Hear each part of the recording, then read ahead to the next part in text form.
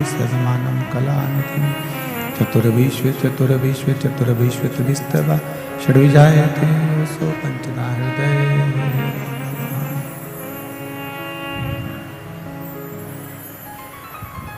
बोल विश्वनाथ भगवान की। ओम नमः शिवाय। ओम नमः शिवाय। ओम नमः शिवाय। ओम नमः शिवाय। नमः शिवाय।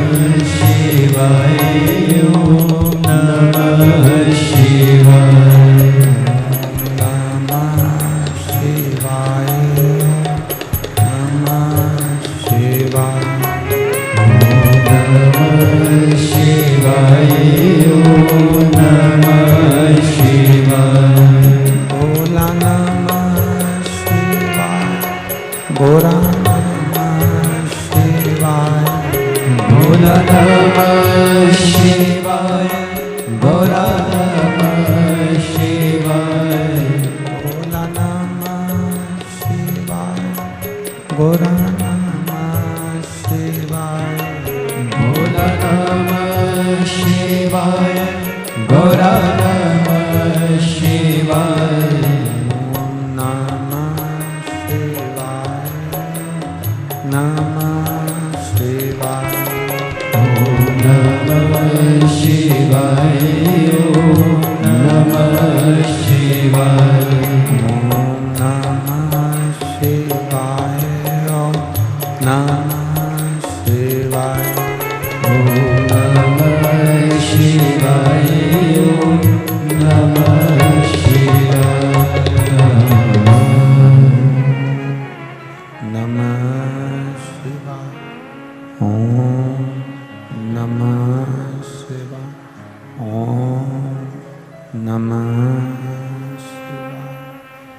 विश्वनाथ भगवान की।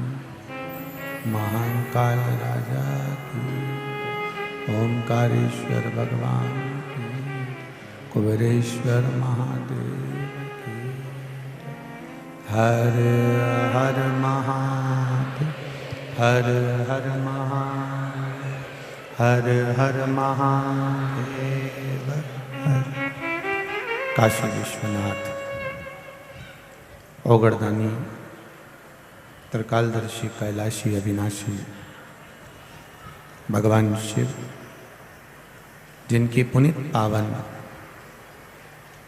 शिव महापुराण की कथा संपूर्ण विश्व के कल्याण हेतु श्रवण करने का सौभाग्य बाबा देवाधिदेव महादेव की कृपा से प्राप्त हुआ है। भगवान शिव की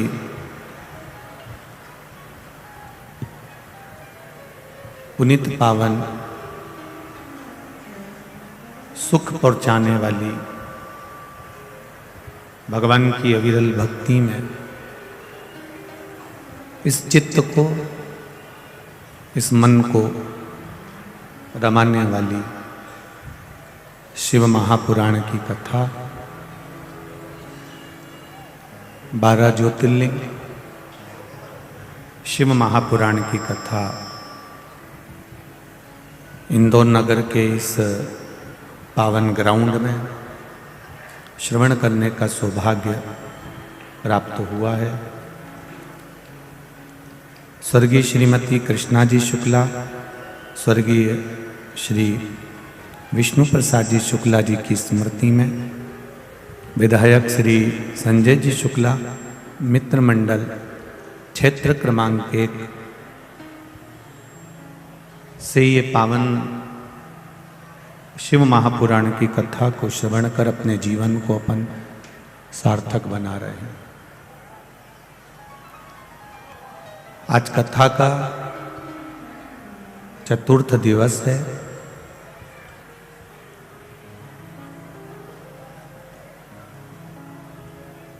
चार अवस्थाओं में जो चौथी अवस्था है वो बड़ी विचित्र अवस्था। पहली है बचपन, दूसरी है जवानी, तीसरी है अधेड़ी और चौथा है बुढ़ापा।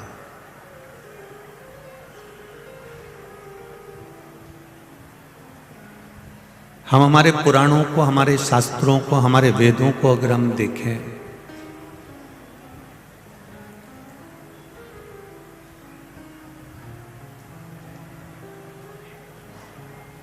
तो ऐसा नहीं है कि प्रथम अवस्था में जैसे प्रहलाद जी ने या ध्रुव जी ने, मीराबाई ने, कर्माबाई ने, नामदेव जी ने, नरसिंह मेहता जी ने, तुकाराम जी ने भगवान को प्राप्त किया।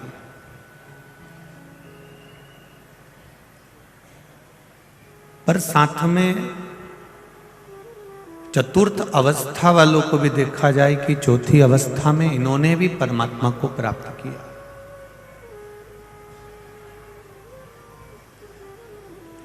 नंद बाबा ने चौथी अवस्था में भगवान कृष्ण को प्राप्त किया था। दशरथ जी ने चौथी अवस्था में मेरे राम जी को प्राप्त किया था। कदर्म बाबा ने चौथी अवस्था में कपिल बाबा को प्राप्त किया था। आंत्री बाबा ने चौथी अवस्था में दत्तात्रेय भगवान को प्राप्त किया था।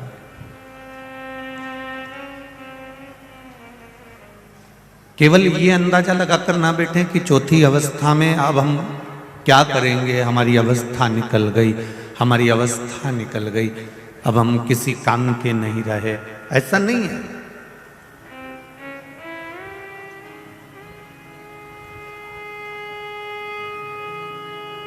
दशरथ जी ने चौथी अवस्था में राम जी को प्राप्त कर लिया था। नंद बाबा ने चौथी अवस्था में भगवान कृष्ण को प्राप्त कर लिया था।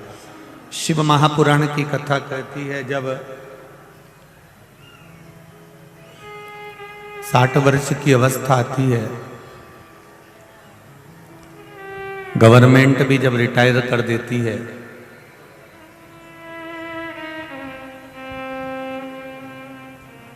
अपनी कुर्सी छोड़कर व्यक्ति अपने घर पर बैठ जाता है।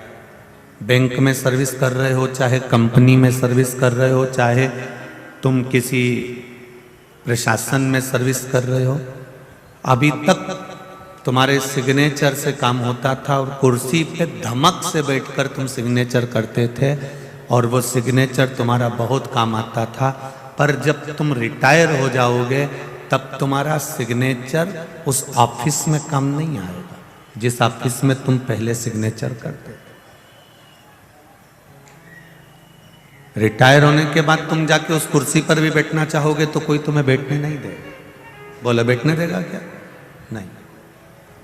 रिटायर होने के बाद में लोग कह देंगे अब अपने घर पर बैठो, तुम्हारे सिग्नेचर अब तुम्हारे घर पर करो, तुम्हें पैसे निकालना है, करना है तो तुम्हारे बैंक में करो।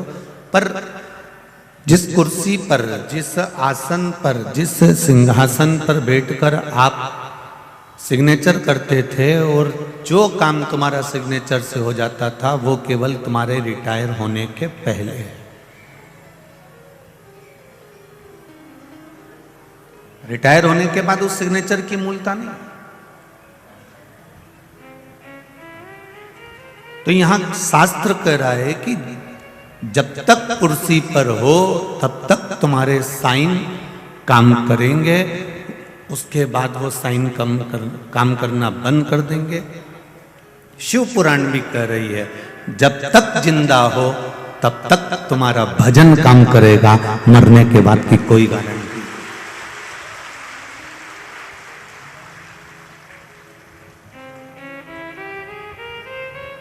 मरने के बाद तुमने अगर गुलाब जामुन खिलाई भी है, उसको मिली कि नहीं मिली है अपन नहीं कह सकते।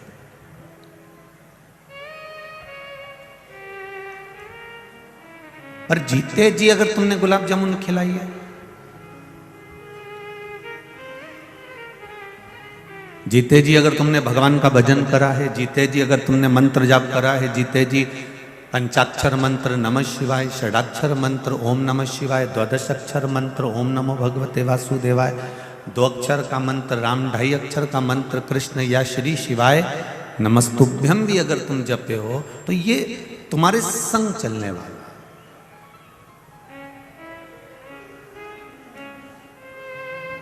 ये तुम्हारे साथ चलने वाला। जब तक मृत्यु लोक पर हो, जब तक ये श्वासें चल रही है, तब तक भगवान का भजन करते चलो। जब श्वास चलना बंद हो जाएगी तो उस भजन की कोई मूलता नहीं रहेगी। तुम्हारे सिर के पास में अगर कोई शव पड़ा हुआ है, कोई बॉडी पड़ी हुई है और उसके पास में बैठकर कोई गीता जी भी सुना रहा है तो उससे उसको कोई सुनाई नहीं दे रहा।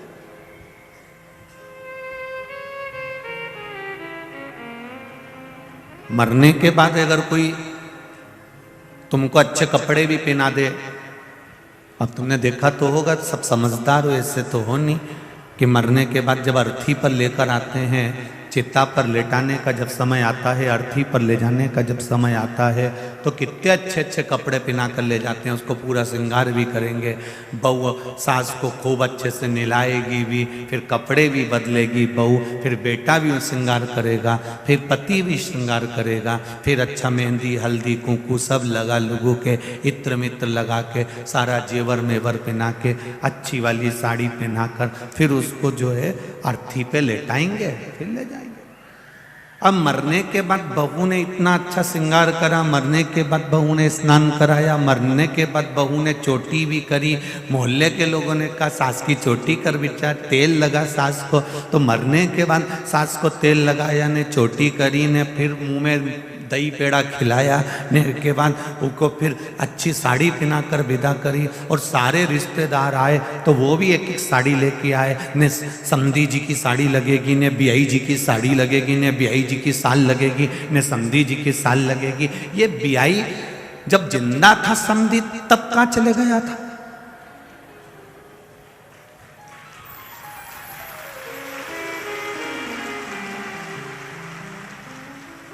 ये बहू इतना तेल लगा रही है, कंगा कर रही है, आंख से आंसुरा डालती जाए और जबरदस्ती का तेल लगाती जाए, ने महावूर लगाती जाए, ने मेहंदी लगाती जाए। जब सास जिंदा थी तो रोज सुबह शाम कोसती थी। क्यों री इंदौर वाली हो? सही है कि गलत है? जब जिंदा थी तो फिर जब तो खूब कोसा।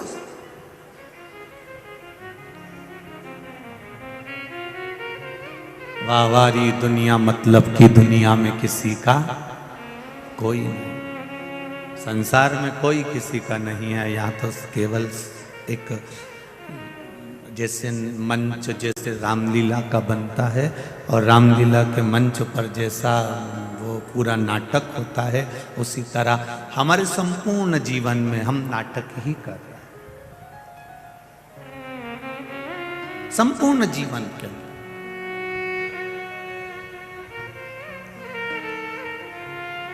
10-12 दिन सब रो लेते हैं, 12 दिन पूरे होते हैं, फिर सब आलू चना की सब्जी और पूड़ी, रायता, नुक्ती सेव, कहीं कहीं पे गुलाब जामुन और कहीं कहीं खोपरा पाक।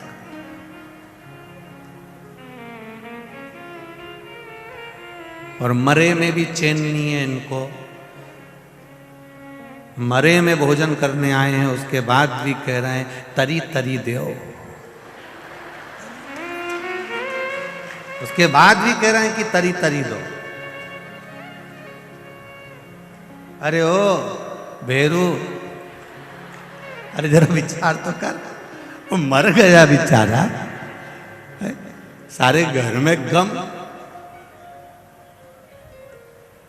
और तुम कह रहे क्या तरी तरी दो थोड़ी, रायता में जरा नुक्ति तो आन दो जरा, और नमक लाओ, थोड़ा नमक कम है रायता में, जाओ।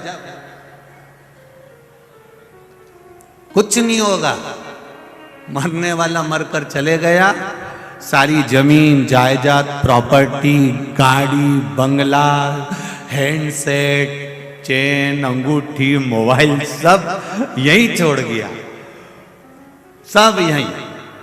और जो मरने वाला था वो चले गया, उसको बापड़ा को कहीं नहीं, थोड़ी सी गाय का घी और शक्कर और कंडा जला के ऊपर धूप दे दी, बाकी का सब तरी तरी खा लिया है, और बेचारा वो घी शक्कर खा लिया। और इसमें ताली बजाने की कोई बड़ी बात नहीं थी। इसमें सोचने वाली बात है कि जैसे उसके साथ हुआ वैसा कि वैसा ही, चाहे हम हो चाहे आप हो, संसार के प्रत्येक व्यक्ति के साथ वही होने वाला है। इसलिए जीते जी राम का नाम ले लो, जीते जी भगवान का भजन कर लो, जीते जी शिव मंदिर चले जाओ, जीते जी भगवत स्मरण करो। मरने के बाद का कोई प्रमाणता नहीं है, आप जीते जी करो।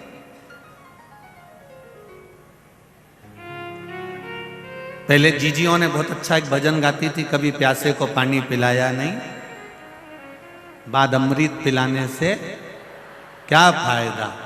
आगे क्या है इसमें, कभी गिरते हुए को, हाँ, बाद में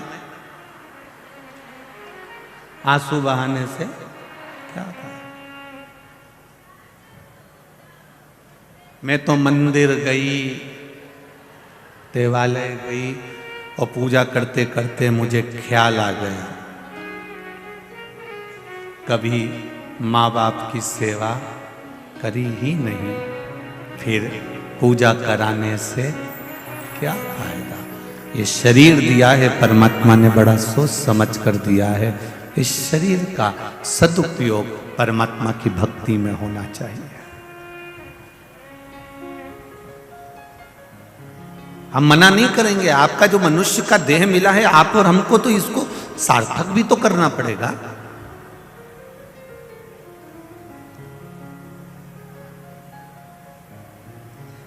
अगर ये मनुष्य का देह सार्थक नहीं हुआ, मानव का शरीर सार्थक नहीं हुआ, मानव का शरीर अगर सार्थकता की ओर नहीं गया तो जीवन बेकार।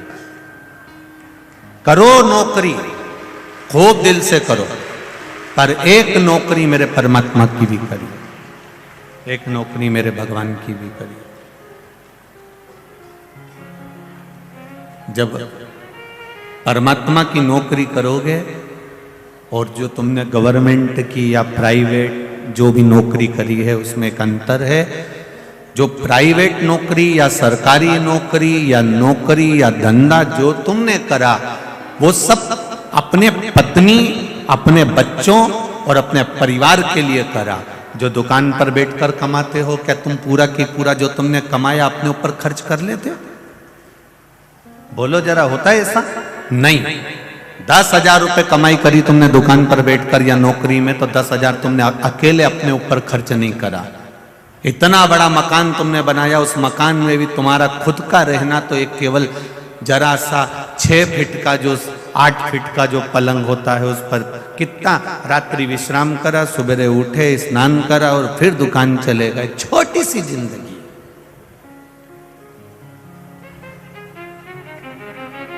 जितना कमाया तुमने उतना परिवार के लिए कमाया।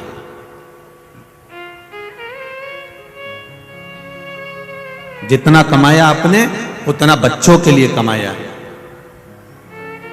पर जो दुकान पर, नौकरी में, सर्विस में, आपने व्यापार में जो कमाया वो पत्नी और बच्चों के लिए कमाया, पर ये शिव महापुराण के पंडाल में बैठकर, टीवी के सामने 3 घंटा बैठकर, मोबाइल हाथ में लेकर, यूट्यूब फेसबुक पर कथा सुनकर ये जो कमाई कर रहे हो, ये कमाई तुम्हारी बच्चों और पत्नी की, परिवार की नहीं, खुद की, अपनी स्वयं की कमाई है।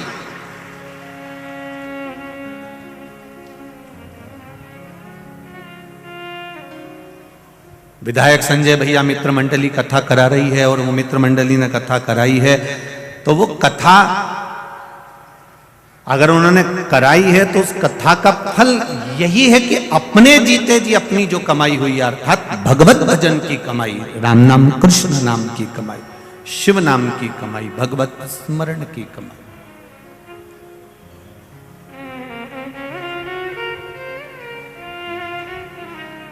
शुक्ला परिवार में भी अगर बहुत हुई होंगी तो भागवत बहुत हुई होंगी।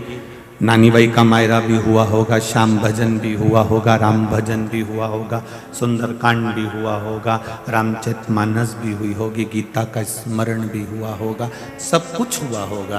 पर पहली बार अगर शिव महापुराण की कथा मिली है और पहली बार अगर शिव पुराण की कथा हो रही है तो शुक्ला परिवार को भी भगवान को धन्यवाद देना चाहिए कि हमने जिंदगी में कौन सा पुण्य करा होगा जो ये शिव पुराण में।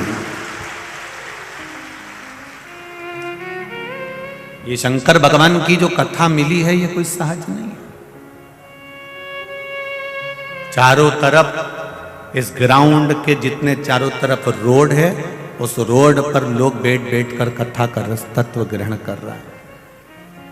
कल भी हमारे पास में पत्र आया था, आज भी पत्र आया था, तो उसमें एक ही बात कही है कि पब्लिक बहुत ज़्यादा संख्या में आ रही है, सब अपने घर पर बैठकर कथा का रस तत्व ग्रहण करें।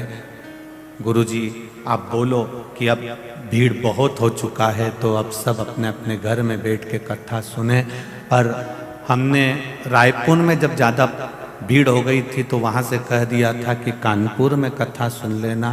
कानपुर में ज़्यादा भीड़ हो गई थी तो हमने उनसे कह दिया था तुम इंदौर में सुन लेना। अब इंदौर में भीड़ ज़्यादा हो गई तो हम कहे तुम 3 तारीख से 9 तारीख तक जो बड़ौदा गुजरात में कथा है उधर सुन लेना। पर निवेदन है थोड़ा व्यवस्थित।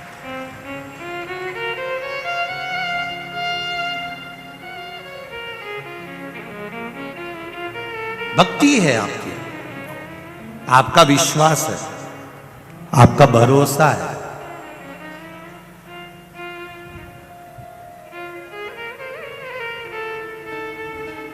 और जब विश्वास प्रबल होता है ना तभी परमात्मा की कृपा होती है। 12 ज्योतिर्लिंग शिव महापुराण की कथा चल रही है, उसमें तीसरे नंबर के ज्योतिर्लिंग का वर्णन आता है श्री महाकालेश्वर भगवान का।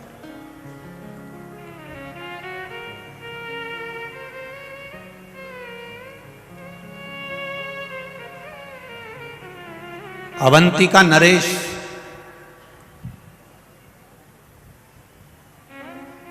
जो साधारण नहीं है महाराज,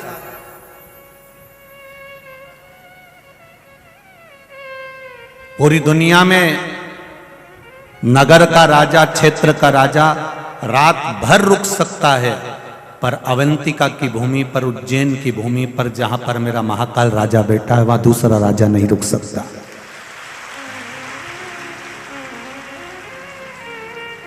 और ये उज्जैन की धरा, उज्जैन की भूमि, अवंतिका नरेश की पावन धरा आपको ये नहीं कह रही है कि ये कथा है केवल कि उज्जैन में एक राजा बैठा है तो दूसरा राजा वहां नहीं रुक सकता। ये आपको सीखना चाहिए। जब उज्जैन में एक राजा बैठा है तो दूसरा राजा रात्रि भर, बोलो जम के, नहीं रुक सकता, तो तुम्हारे दिल में अगर महाकाल बैठा है तो दूसरा घुसता कैसे है? दूसरा कैसे प्रवेश कर जाएगा?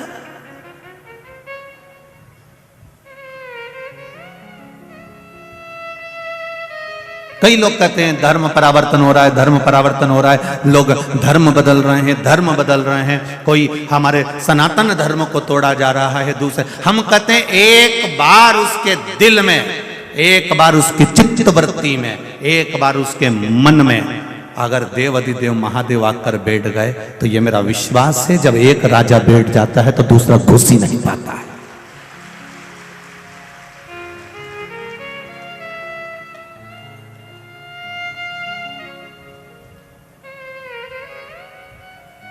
एक अगर प्रवेश कर गया तो फिर दूसरा कहां?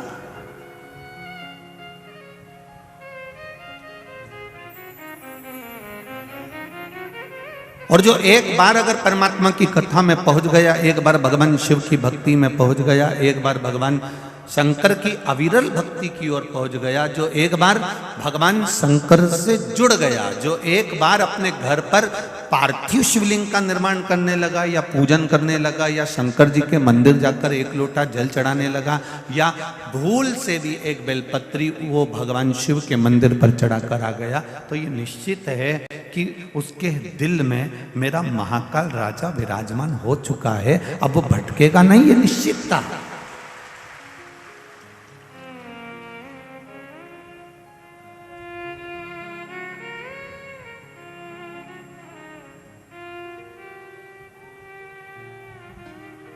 अविरल भक्ति जब आपके भीतर विराजमान हो गई तो फिर भटकना छूट गया। अपनी कीमत भी तो पहचानो कि हम कितने कीमती हैं। जितनी कीमत हीरे की नहीं है, जितनी कीमत सोने और चांदी की नहीं है, जितनी कीमत किसी प्रॉपर्टी की नहीं है, जितनी कीमत किसी मॉल की नहीं है, जितनी कीमत किसी जगह की नहीं है, उससे 1000 करोड़ों गुना कीमत तुम्हारी है, क्योंकि तुम में वो बल है कि ऐसे कई प्रॉपर्टियां तुम अपने बल पर खड़ी कर सकते। ऐसे कितने हीरे और कितने सोना चांदी, अंबानियां, प्लाट, मकान, मॉल एक अकेला व्यक्ति अपने बल पर खड़ा कर सकता है। वो चेतना, वो बल परमात्मा ने तुम्हें देकर भेजा।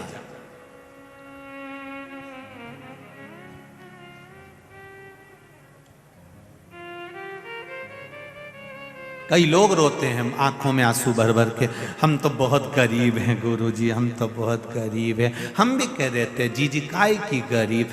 अभी हॉस्पिटल चल,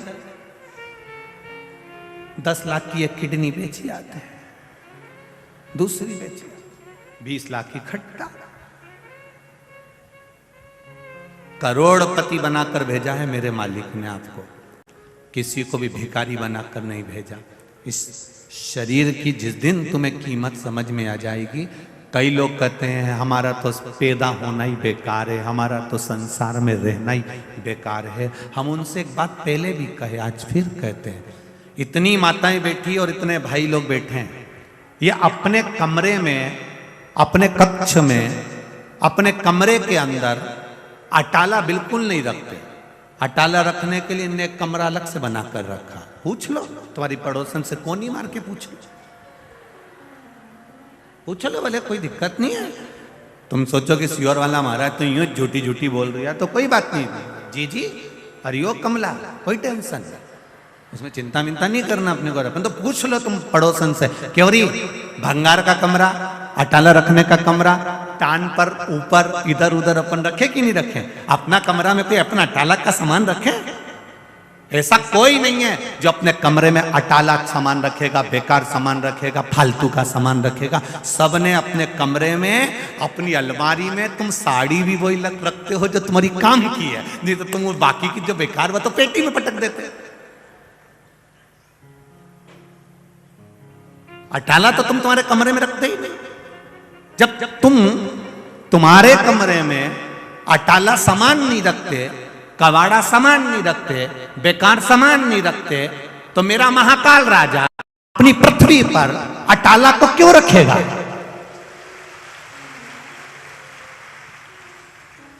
बैकुंठ भगवान विष्णु का है, ब्रह्मलोक ब्रह्मदेव का है, इंद्रलोक इंद्रदेव का है, पर मृत्यु लोक तो मेरे महादेव का है।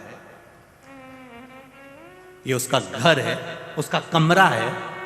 पृथ्वी पर भगवान उसी को पैदा करता है, उसी को जन्म देता है जिसको भगवान जानता है कि ये जन्म लेकर कुछ अच्छा कर सकता है, इसमें वो बल है, इसमें वो ताकत है कि ये संसार का उद्धार कर सकता है, उसको पैदा करता है। नहीं तो करता ही नहीं। वो तो कई कई माताओं के गर्भ में 4 महीने का, 6 महीने का, 8 महीने का, 15 महीने का, देखो बच्चा शांत हो जाए, 6 महीना 9 महीने का बच्चा हुआ शांत हो गया, कई कई पैदा होकर शांत हो जाए, कई कई 2 महीने का शांत हो जाए।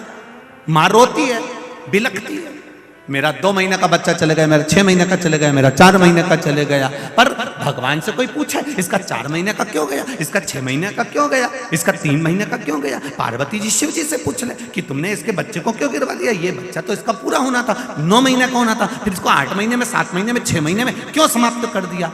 शंकर भगवान बोले मुझे अपने घर में अटाला नहीं रखना, जो काम का होगा उसी को मैं रखूंगा, जो काम का नहीं है उसको मैं नहीं रखूंगा। कितना झगड़ा हुआ एक बार पार्वती जी का शिव जी के साथ में। शाम का समय था, पार्वती जी भगवान शंकर जी के साथ में घूमने निकली थी। भ्रमण करते करते माता पार्वती जी ने एक बच्चे को देखा जिसके हाथ विकलांग थे, हाथों से विकलांग था। सारे बच्चे नदी में कूद कूद कर नहा रहे थे, तालाब में कूद कूद कर नहा रहे थे, ये बेचारा घाट पर बैठा हुआ, हाथ विकलांग थे, तो ये बेचारा देख रहा था। पार्वती जी को दया आ गई। पार्वती जी ने कहा भोलेनाथ ये बेचारे के हाथ आप देख क्यों नहीं देते, कितना दुखी हो रहा है, इतना सा बच्चा हो रहा, कितना दुखी हो रहा। शिव जी बोले नहीं पार्वती, ब्रह्मा जी ने लिखा है इसके भाग्य में पूर्व का अगर कोई कर्म होगा उसके कारण बस इसको तकलीफ भोगना पड़ रही है, तो मैं हाथ नहीं दे सकता। पार्वती जी आई कैलाश पर, उन्होंने भोजन करना बंद कर दिया। शंकर भगवान ने कहा पार्वती कुछ भोजन करो। नहीं, जब तक उस बच्चे के हाथ नहीं आ जाते तब तक मैं भोजन नहीं करूं। शंकर जी बोले पार्वती थोड़ा समझो, किसी कारण बस देना होता तो मैं खुद दुख काट देता, मैं दे देता, परंतु नहीं। पार्वती जी बोली मेरे कहने पे देना पड़ेगा। शिव जी ने कहा ठीक है। शंकर भगवान ने तथास्तु करा, उसके दोनों हाथ अच्छे कर दिए। दूसरे दिन वो नदी में नहाने गया, तालाब में नहाने गया। जैसे ही नदी तालाब में नहाने गया, दूसरे जो बच्चे पानी में तैर रहे थे, दूसरे बच्चे जो पानी में नहा रहे थे, नहाते नहाते उन बच्चों को दूसरा जो जिसको माता पार्वती के कहने पर देवाधिदेव महादेव ने हाथ दिया था,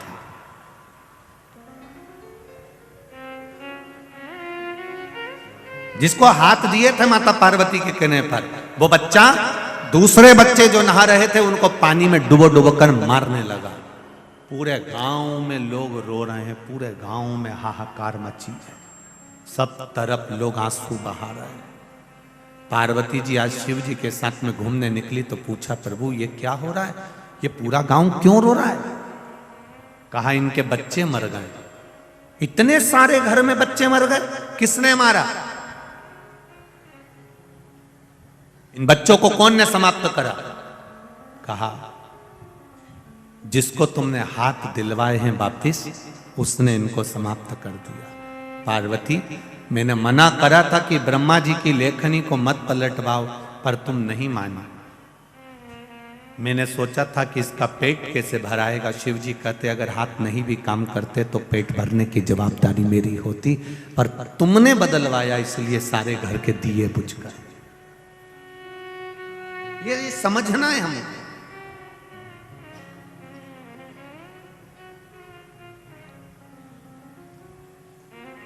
आप कितने कीमत वाले हो, आप कितने कितने कीमती हो, अपने आप की कीमत समझना। आप जरा जरा सी बात में ये मत कहना कि मैं मर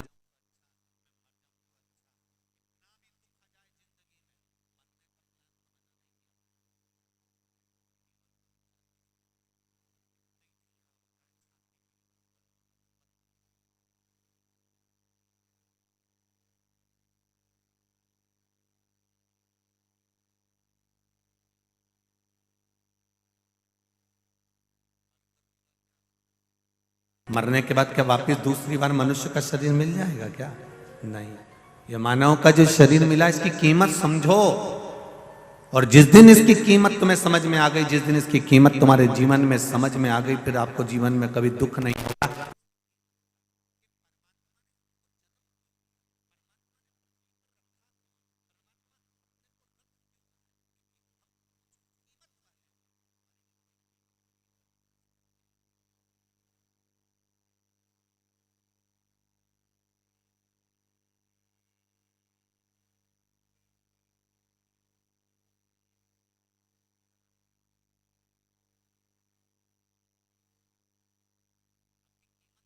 एक पत्र आया है, देखिए।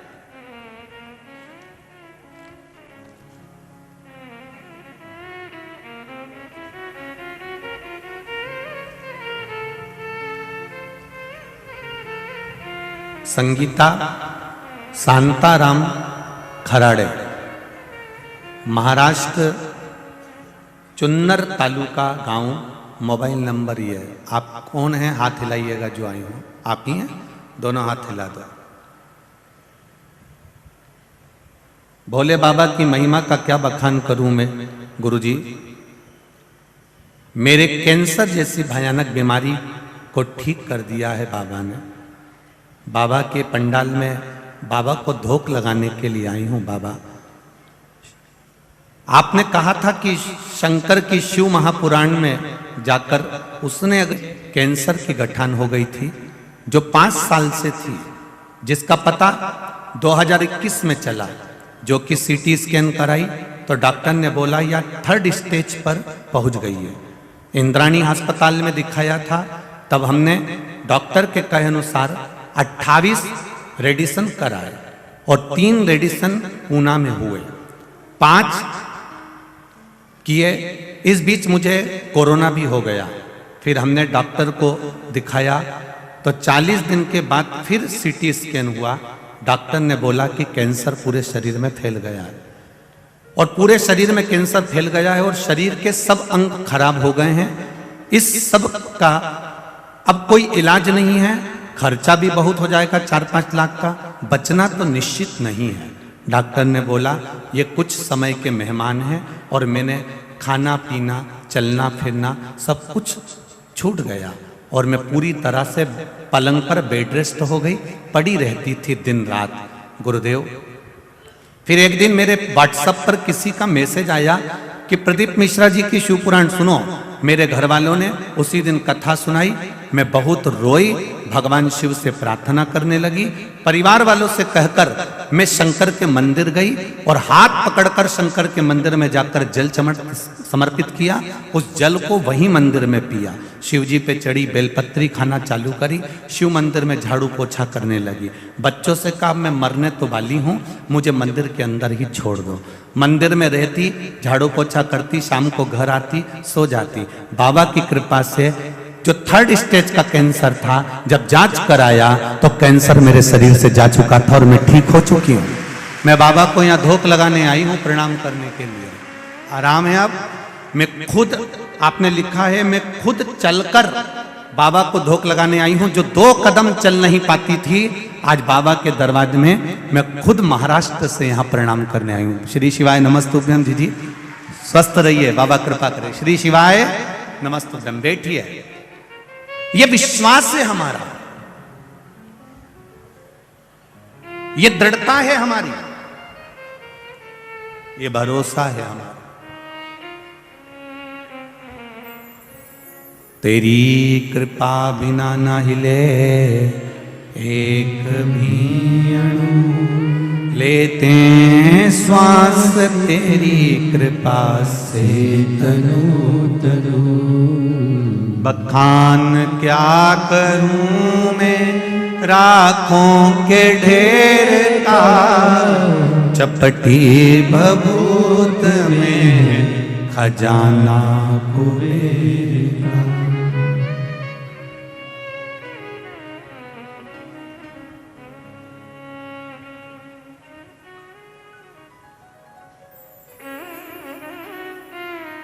कोई ने एक मैसेज में लिखा,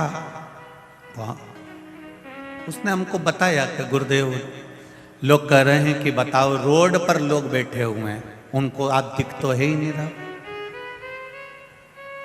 लोग अपने अपने घर से बिछाने की दरी चादर तक लेकर आए हैं, आराम से बैठकर कथा सुन रहे हैं रोड पर।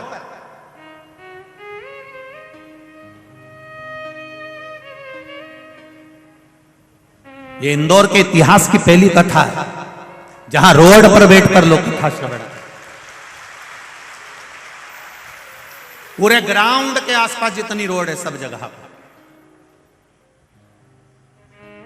उन्होंने कहा गुरुदेव ये रोड पर बैठे हैं, ना दिख रहे हो आप, कथा का रसतत्व सुन रहे हैं, इसका क्या फल है? हमने कहा हमारे पूर्वजों ने एक बात हमको सिखाई थी, अभिषेक करने भले शंकर जी के पास एक अकेला व्यक्ति बैठ जाए, हजारों के लोग अगर अभिषेक का लाभ लेना चाहते हैं तो हमारे पूर्वजों ने सिखाया है कि जो जलाधारी ऊपर रहती है, जिसमें जल डाला जाता है, श्रृंगी से पानी चढ़ाया जाता है, उसमें एक डोरा बांध दिया जाता है। वो डोर जितना लंबा चले जाता है, उसको लोग जितना स्पर्श कर लेते हैं, उतना उस अभिषेक का फल जितना जजमान को मिल रहा है उतना ही उसको भी प्राप्त होता है। ये शिव पुराण हमारे पूर्वजों ने हमको सिखाया है। कल कथा में था, बेलपत्री का मात्र स्पर्श ही हमको सुख दे गया। बेलपत्री का केवल स्पर्श। तो जितने लोग रोड पर बैठकर कथा सुन रहे हैं, ये मत सोचना कि हमें दिख नहीं रहे हो, हमें पोथी का दर्शन नहीं हो रहा, तुम चिंता ना करो। आप शिव महापुराण का जो अभिषेक चल रहा है, शिव महापुराण की जो 3 घंटे की कथा चल रही है, उसकी डोरी आपके हाथ में है, आपको उसका फल जरूर मिलेगा, ये निश्चितता। जितने टीवी के सामने सुन रहा है, जितने मोबाइल पर सुन रहा है, इसका फल आपके भाग्य में आपके अनुसार। ये माता ने लिखा कि कैंसर जैसी बीमारी, अब 3rd स्टेज का अगर व्यक्ति को कैंसर है, वो पलंग से नहीं उठ पा रहा है, पलंग नहीं छोड़ पा रहा है, जो पड़ा हुआ है, उसने सुन ली कथा में कि शंकर जी के मंदिर जाओ, 1 लोटा जल चढ़ाओ। ना ये सीओर वाले से कभी मिली, ना सीओर वाला इनसे मिला, क्योंकि इतने लोग आते हैं, किस किस से मिलोगे? कहां मिलना?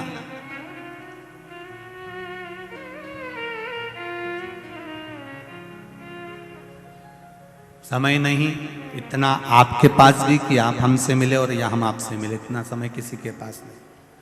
केवल आप लोगों का जो भाव है इन पत्रों के माध्यम से आ जाता है, वो भी जितने पढ़ाते हैं पढ़ लेते हैं, बाकी के यहाँ पर रखे रहते हैं। इंदौर वालों के लिए छोड़ के चले जाएंगे, बाद में तुम पढ़ते रहना, आराम से बैठकर निकालते रहना। उसमें मोबाइल नंबर भी है, सबसे बात भी कर लीजिए। खुशी जीवन की आपको। उज्जैन के महाकाल बाबा का 3 ज्योतिर्लिंग का जो वर्णन किया गया, यह साधारण नहीं है मेरा महादेव।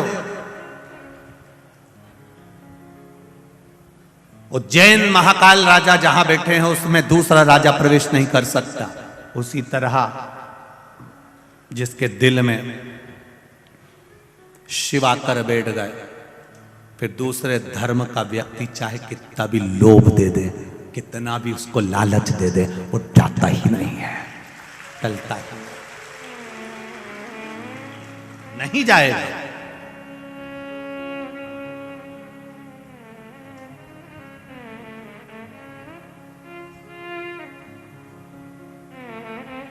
पीने वाले व्यक्ति को कितना भी समझा लो, वो शाम के समय चकमा देकर मैं खाने पहुंच ही जाता है।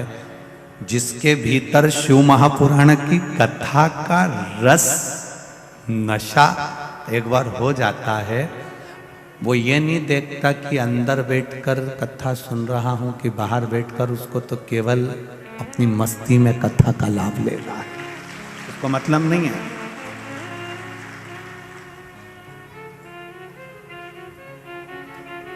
शिव भक्ति का जो बल है वो साधारण बल है।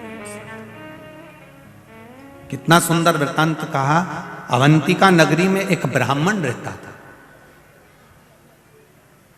वैसे तो पूरी अवंतिका नगरी ब्राह्मणों से भरी हुई थी, संपूर्ण अवंतिका नगरी, मेरे महाकाल की नगरी उज्जैनी ब्राह्मणों से भरी पड़ी हुई थी। कहते हैं काशी में और उज्जैनी में, ये दो जगह पर सबसे ज्यादा ब्राह्मण जन निवास करते थे और उज्जैनी पूरी ब्राह्मणों से भरी पड़ी हुई थी। एक ब्राह्मण उस उज्जैनी, सारे ब्राह्मण कर्मकांडी थे, पूजन करते थे, अर्चना करते थे, संध्या करते थे, भगवत भजन करते थे, स्मरण करते थे, भगवान से लाड लड़ाते थे, शिव आराधना में लगे रहते थे, भगवान की अविरल भक्ति में लगे रहते थे, सब शिव में डूबे हुए, सभी शंकर भगवान में डूबे हुए।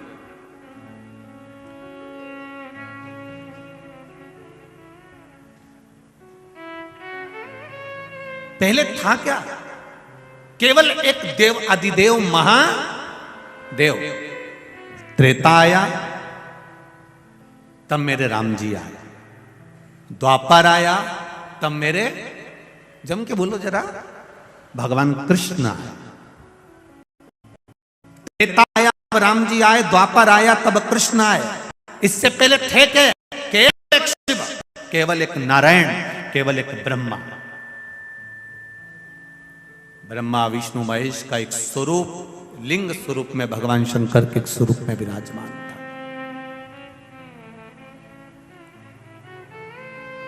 अब पूरे अवंतिका में ब्राह्मण ही ब्राह्मण, एक ब्राह्मण एक ऐसा था जिसको वेद की प्रियता थी, जिसको भजन की प्रियता थी, जिसको भक्ति की प्रियता।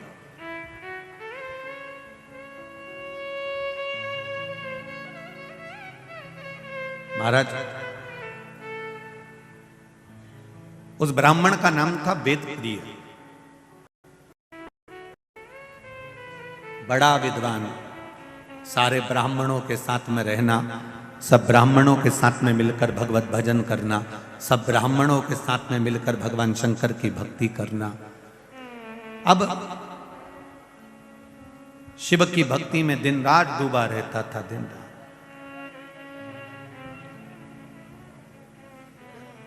उसी समय पर रत्नमाल पर्वत पर एक राक्षस हुआ जिसका नाम दूषण। क्या नाम था? दूषण नाम का राक्षस। ये अवंतिका से 2 योजन की दूरी पर रहता था। जिस पर्वत का नाम था रत्नमाल पर्वत, उस रत्नमाल पर्वत के ऊपर दूषण नाम का राक्षस रहता था। यह दूषण नाम का जो राक्षस था, इसने ब्रह्मा जी से वर प्राप्त करा, बहुत तप करा, बहुत तप।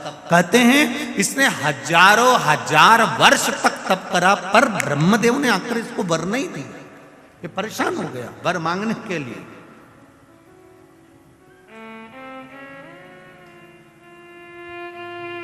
आखिरी में ब्रह्मा जी को फिर आना पड़ा और ब्रह्मा जी ने कहा, मांग तुझे क्या चाहिए? तो उसने एक बात कह दी, अगर देना चाहते हो तो मुझे दीजिए कि मेरे प्राण ना छूटे। ब्रह्मा जी ने कहा, यह तो हो नहीं सकता कि तू मरेगा नहीं, मरना तो पड़ेगा। जन्म लिया है, मृत्यु लोक में आए हो, इस पृथ्वी पर अगर जन्मे हो तो मरना निश्चित है। यह आपको पहले भी कथा में कहा कि बादाम खाओगे तो भी मरोगे, नी खाओगे तो भी मरोगे, रोटी खाओगे तो भी मरोगे, नी खाओगे तो भी मरोगे, कथा सुनोगे तो भी मरोगे, नी सुनोगे तो भी मरोगे। हाँ, कहीं का महाराज तुम्हें गारंटी दे दे कि तुम कथा सुनोगे तो नहीं मरोगे, तो हमको भी मिला देंगे, हम और 25-50 साल ज्यादा कथा और बात चलेंगे, उसमें क्या दिक्कत है? कथा सुनोगे तो भी मरना, नहीं सुनोगे तो भी मरना। बस अंतर केवल इतना सा है कि जैसे तुम भजन कर कर, कथा सुनकर अगर मरे तो बिल्ली अपने मुख से अपने बच्चे को जैसे पकड़ती है, साथ घर लेकर जाती है, वो बच्चा सुरक्षित रहता है। और बिल्ली अपने मुख से चूहे को पकड़ती है, चूहा मर जाता है। उसी तरह जो भगवान शंकर की भक्ति कर कर, राम कृष्ण की भक्ति कर कर, परमात्मा का भजन कर कर जो मरता है, वो बिल्ली के बच्चे जैसा बचकर बैकुंठ का राज करता है, बैकुंठ का सुख भोगता है। और जो परमात्मा की भक्ति में नहीं डूबा, केवल शरीर को सुंदर बनाया, अच्छा अच्छा कपड़ा पहना, खूब परफ्यूम लगाया, 2 घंटे तक धागे से सेट कराया। जिसने अपनी जिंदगी पूरी केवल ऐश और आराम में निकाल दी, कभी मुख से राम नहीं किया, कभी मुख से कृष्ण नहीं किया, कभी मुख से शिव नहीं किया, कभी अपने बुजुर्गों का सम्मान आदर नहीं करा, कभी घर के बड़ों के सत्कार में खड़े नहीं हुए, फिर इनकी जिंदगी वो चूहे जैसी होती है जो कभी भी निपटता है तो बड़ा भयंकर निपटता है, बड़ा भयंकर।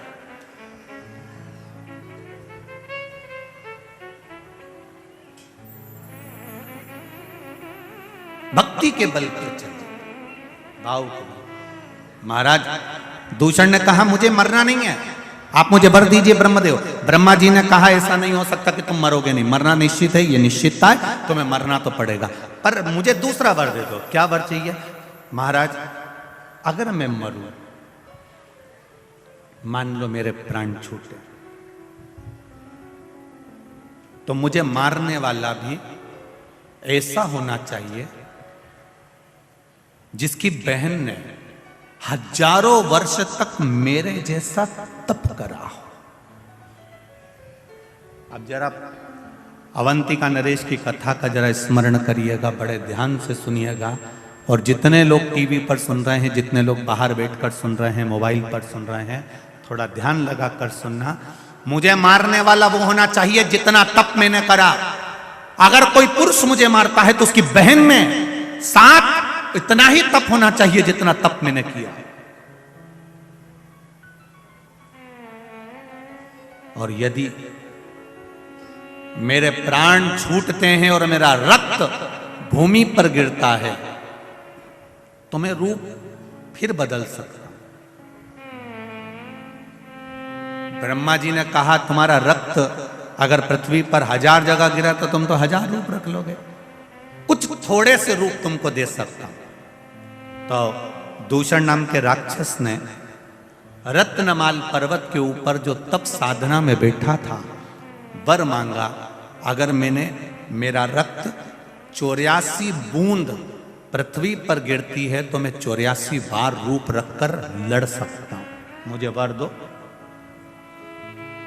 ब्रह्मा जी ने कहा तथास्तु, पर एक बार सुन लो, अगर 84 ही रूप उस बहन के भाई ने धारण कर लिए और उसने तेरा संहार एक साथ कर दिया तो फिर तेरा अंत निश्चित है।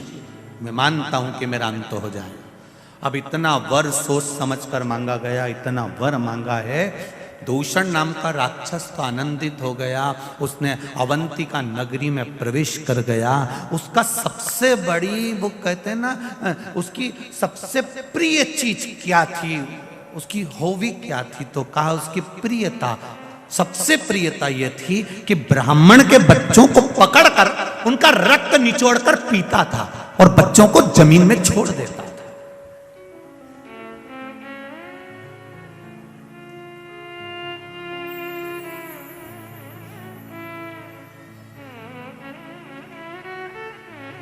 कई लोग कहते हैं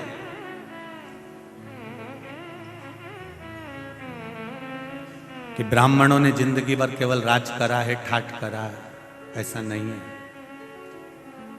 पूरी पृथ्वी के जितने मंदिर हैं, देवालय हैं, जितने पूजा स्थल हैं, जितने सरोवर, जितने कुंड, जितनी नदियां, जितने तालाब, जितनी बावड़ियां हैं, इन जगह पर जाकर आप इतिहास पढ़ेंगे और सुनेंगे तो आपको मिलेगा सबसे प्रथम में बलिदान देने के लिए भी ब्राह्मण ही खड़ा होता था। निश्चितता। ये जितनी भी कथाएं होती है ना, सत्यनारायण जी की कथा देख लीजिए तो आपको मालूम पड़ जाएगा एक गरीब ब्राह्मण था। एकादशी की कथा निकालिए, उसमें आ जाएगा एक गरीब ब्राह्मण था। सारी कथाओं को निकाल कर देखिए, उसमें लिखा मिलेगा आपको कि एक गरीब ब्राह्मण था। इस जगह पर किसी बढ़िया को नहीं बोला, इस जगह पर किसी अन्य व्यक्ति को नहीं बोला। क्यों? ब्राह्मण का नाम लेकर मार्ग इसलिए करा गया जिससे ब्राह्मण अपने भीतर शांति रखता है। अगर उसका नाम लिख भी दिया तो उसको कोई चिंता नहीं है, कम से कम हमारी नाम पढ़कर लोगों को मार्ग तो मिल जाएगा, लोग संभल तो जाएंगे, लोग सुधर तो जाएंगे, ठीक है उतना।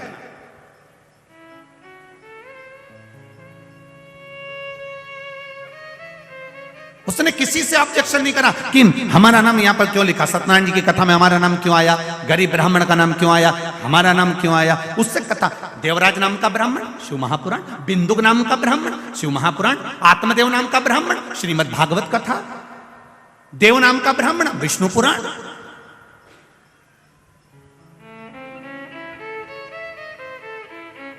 कल्याण नाम का ब्राह्मण कुर्म पुराण।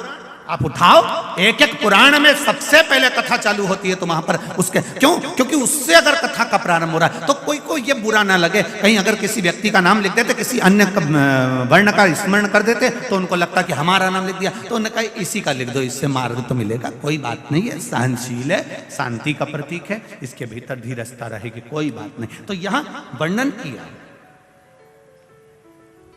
वेद प्रिय नाम का ब्राह्मण और इस दूषण नाम का राक्षस रत्नमाल पर्वत से नीचे आया, नीचे आकर अवंतिका में प्रवेश कर गया। अवंतिका में प्रवेश करते करते उसने तुरंत ब्राह्मण के बच्चों को रूप धर कर जाता था ब्राह्मण के घर में, खूब बड़ा शास्त्री बनकर जाता था और ब्राह्मण के बच्चों को कहता था कि मैं तुमको विद्या दूंगा, आपके बच्चों को मेरे साथ में लगाइए। और ब्राह्मण के बच्चों को जब विद्याध्ययन के भाव से लेकर जाता था, उनको बाहर निकलकर निचोड़ कर रक्त पी जाता था। सारे ब्राह्मणों के घरों में रोज का हाहाकार मचा होता था, रोज रोते थे, रोज आंसू ढलते थे, प्रतिदिन शव निकलते थे, बिलखते लोग।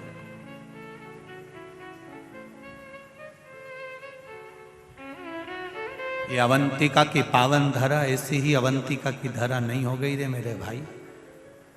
एक एक ज्योतिर्लिंग का अगर स्मरण करा जाए, हम हमेशा कहते हैं, आज फिर कहते हैं, जिस दिन तुम्हारे भीतर थोड़ा सा भी बल कमजोर पड़ जाए, थोड़ा सा पावर कम पड़ जाए, थोड़ा सा लगे कि मेरा मन अटखेलियां कर रहा है, मेरा मन लग नहीं रहा, मेरा चित्त नहीं लग रहा, लोग मुझे परेशान कर रहे हैं, निवेदन करूंगा 12 ज्योतिर्लिंग में से किसी भी एक ज्योतिर्लिंग पर एक दिन रात्रि भर आराम से रुक कर आओ, भगवान का दर्शन कर आओ।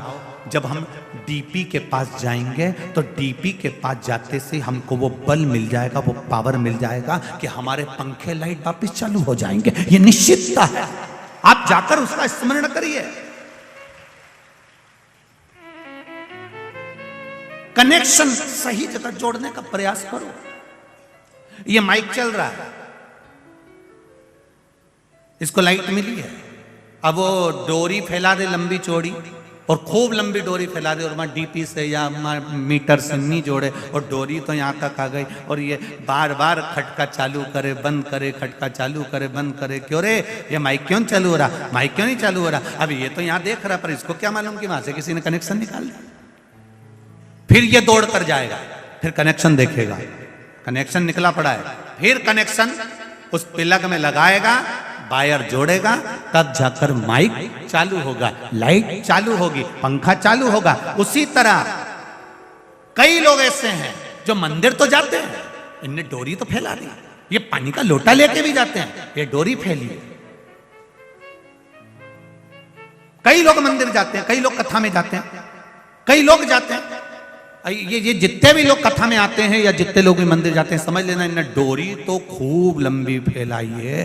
रोज मंदिर जाती हूँ, मुझे 4 महीना हो गया, कोई के मुझे 6 महीना हो गया, कोई के महाराज की कथा सुनते सुनते हमारे तो 2 साल हो गया। इन्हें डोरी तो खूब लंबी फैलाई, खूब लंबी फैलाई, पर अभी तक इनने प्लग में नहीं जोड़ी है, इसलिए इनके खटके चालू नहीं हो।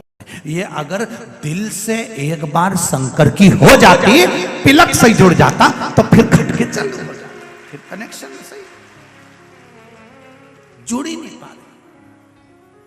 अब रोज घर आकर कहती है मैंने मंदिर में जल चढ़ाया था, भोलेनाथ जी ने नहीं सुना, अब तू खटका तो दबा रही है पर कनेक्शन सही नहीं जोड़ के आई। तू वहां गई तो थी मंदिर, पर जितनी भी माताएं बैठी थी ना, तू गई मंदिर, उनकी थाली देखती रही, उनका मुंडा देखती रही, उनका कपड़ा देखती रही, कहीं इधर टच कर, कहीं इधर टच कर, कहीं इसको कुछ बोल, कहीं उसको कुछ बोल, कहीं मंदिर की सुंदरता देखे, कहीं कचरा पड़ा हुआ देखे। पंडित जी तुम कहीं कर रहे थे, तुमसे सफाई नहीं बनी, पंडित जी तुमने ऐसा कर दिया, तुमने प्रसाद नहीं दिया। तुम वहां गई तो सही, पर कनेक्शन जहां जोड़ना था वहां नहीं जोड़ पाई, इन्हें दुनिया में जोड़ के आ गई। और अब के हमारे एक लोटा जल चढ़ाता चढ़ाता 6 महीना हो गया, भगवान ने हमारी सुनी नहीं। पिलक तो सही लगा दी जी, सही कनेक्शन कर लेती तो लाइट चालू, पंखा चालू, माइक चालू, तो कनेक्शन नहीं जोड़ पाई। जा जरूर रही है, डोरी तो बहुत लंबी फैलाई तूने, मना नहीं, कनेक्शन जोड़ना पड़ेगा।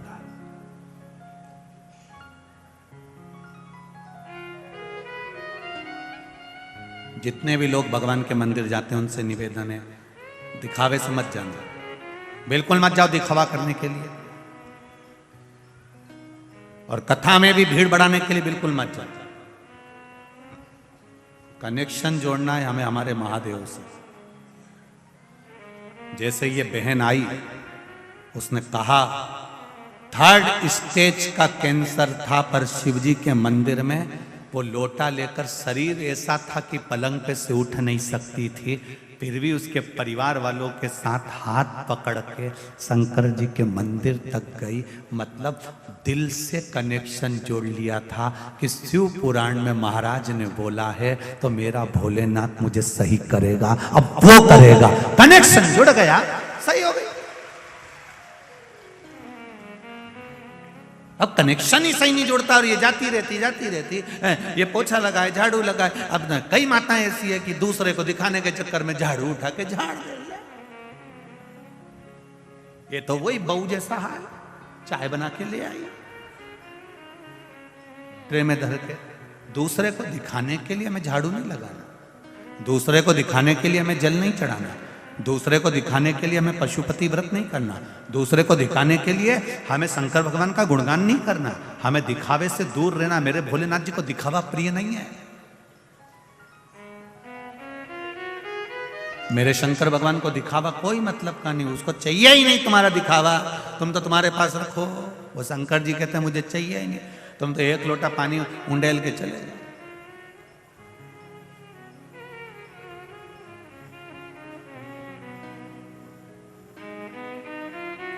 मेरे राम जी महाराज अपने मंदिर में बैठते हैं, दिन भर में 1 बार तैयार होते हैं। मेरे कन्हैया मंदिर में बैठते हैं, दिन भर में 1 बार तैयार होते हैं। मेरे भगवान विष्णु मंदिर में बैठते हैं, दिन भर में 1 बार तैयार होते हैं। दत्तात्रेय भगवान मंदिर में बैठते हैं, दिन भर में 1 बार तैयार होते हैं। देवी मैया मंदिर में बैठती है, दिन भर में 1 बार तैयार होती है। केवल 33 कोटि देवी देवता में केवल एक महादेव है जो जितनी बार जल चढ़ाने आता है उतनी बार तैयार कर जाता है, श्रृंगार कर। क्यों, किस लिए? कहीं कहीं पंडित जी कह देते हैं मैंने अभी श्रृंगार करा है, पानी मत चढ़ा देना, पर कहीं कहीं की रहती है मैं तो चढ़ाऊंगी जा। यहां शिव पुराण कर रही है, सारे देवी देवता 1 बार तैयार होकर बैठ जाते हैं, मेरा महादेव दिन भर तैयार होता है, 24 घंटे तैयार होता है। क्यों तैयार होता है? स्कंद पुराण में कहा वेद व्यास जी ने कि शंकर भगवान बार बार तैयार इसलिए होते हैं, वो अपने भक्तों को बल प्रदान कर कहते हैं कि हिम्मत मत हारना, दुनिया के लोग तेरे करे धरे पर पानी छोड़कर जाएंगे तो फिर तैयार होकर आगे बढ़ जाना। स्कंद पुराण में वेदव्यास जी कहते हैं भगवान शंकर प्रेरणा देते हैं अपने भक्तों को, अपने गणों को कि दुनिया के लोग पानी चढ़ा कर जाएंगे फिर तैयार होकर बैठ जाना, घबराना नहीं, फिर तैयार हो जा। 1 बार कहीं का गिराएगा, 2 बार नीचे गिराएगा, 3 बार नीचे गिराएगा, बार बार पांव पकड़ कर गिराएगा, कितनी बार? वो एक संत की कथा आती है, संत महाराज स्नान कर आ रहे थे, ऊपर बैठा हुआ व्यक्ति ने ईर्ष्या भाव से संत के ऊपर थूक दिया, पान खा के बैठा था, थूक दिया, संत वापिस चले गए, फिर नहाया, उसने फिर थूक दिया। वो फिर गए, फिर नहाए, फिर थूक दिया। खूब थूका, आखिरी में मुंडा में पान खत्म हो गया। अब बापड़ा थूक के बता, अब और थूकता रहा तो मुंडा में थूक ही खत्म हो गया। अब उसको पानी पीने की जरूरत पड़ रही, पानी भी नहीं, नीचे आ गया। संत के चरणों में आकर बोला, गुरुदेव मैंने आपके ऊपर इतना थूका, इतने अपशब्द कहे, इतनी गालियां दी, इतनी आड़ा टेढ़ा बोला, इतना थूका, गुरुदेव आपको बुरा नहीं लगा? गुरुजी ने उसके चरणों को प्रणाम करा।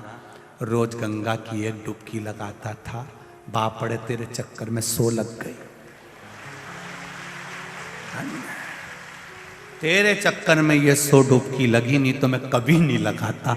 इतनी डुबकी तो कभी नहीं लगाता, पर तू थूकता था, मैं स्नान करने जाता था। मेरे मालिक ने कितनी कृपा कर दी कि मुझसे 100 डुबकियां लगवा ली। यही विचार हमारे भीतर आना चाहिए, हारना नहीं। एक बार अगर पानी चढ़ाकर चले गया, दूसरी बार मेरा भोलेनाथ फिर तैयार है, फिर पानी चढ़ाया फिर तैयार है, फिर पानी चढ़ाया फिर तैयार है। मेरे शंकर भगवान कहते हैं, मैं नहीं घबराता, फिर तैयार होकर बैठ जाता, फिर तैयार। क्यों घबराना? एक बार दुकान खोली, हार गए, नहीं जमी, फिर दूसरी खोली, नहीं जमी, कोई बात नहीं। सुसाइड का मत सोचना, दुख मत मनाना, ये मत सोचना कि बर्बाद हो गया, बिल्कुल नहीं। फिर तैयारी कर, और अब की बार तैयारी करे तो महाकाल राजा पर, देवाधिदेव महादेव पर छोड़ दे, फिर तैयारी। मैंने एक एग्जाम दिया, नहीं हुआ, दूसरा एग्जाम दिया, नहीं हुआ, तीसरा एग्जाम दिया। एक बच्चे ने लिखा है, छोटा सा बच्चा,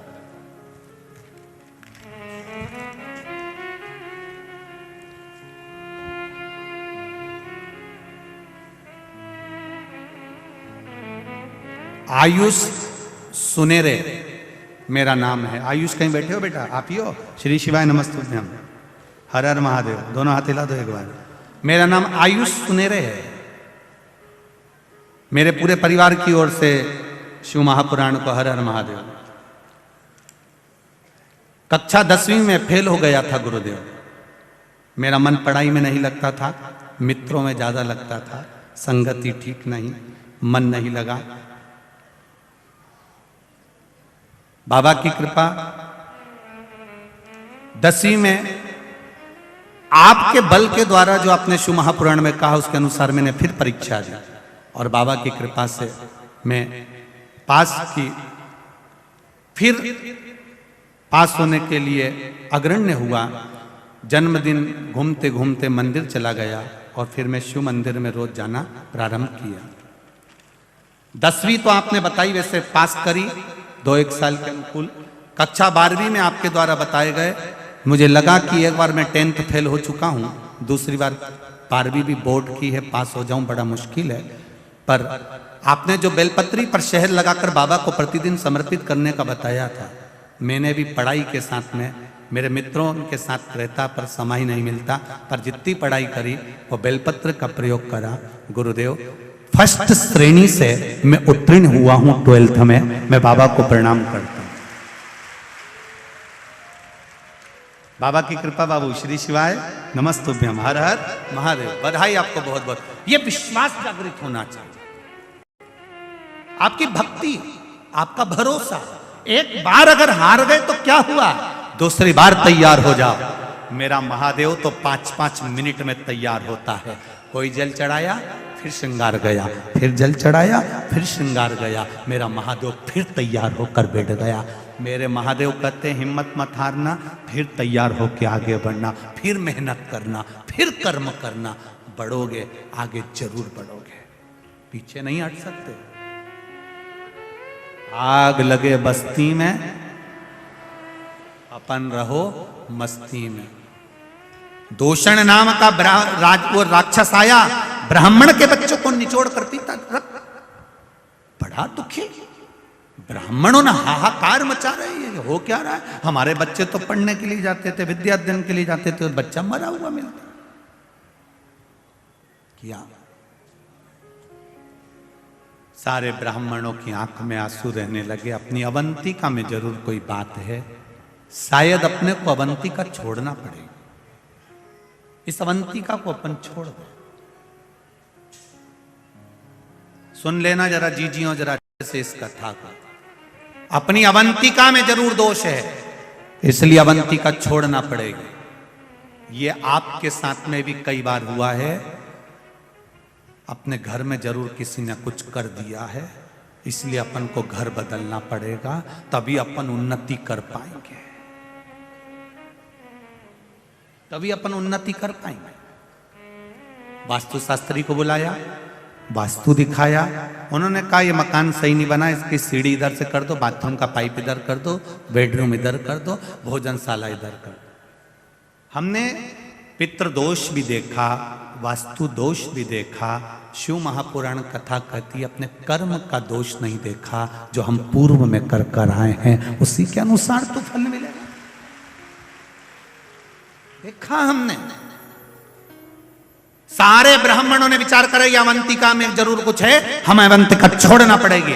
हम भी विचार करते हैं जब हमारा व्यापार नहीं चढ़ता, हमारे घर में क्लेश होता है, हमारे घर में परेशानी आती है, हमारे घर में कष्ट आता है, हमारे घर में बीमारी आती है, तब हम सोचते हैं ये मकान नहीं फल रहा, ये जमीन नहीं फल रही, ये मकान नहीं फल रहा, इसको छोड़ना पड़ेगा।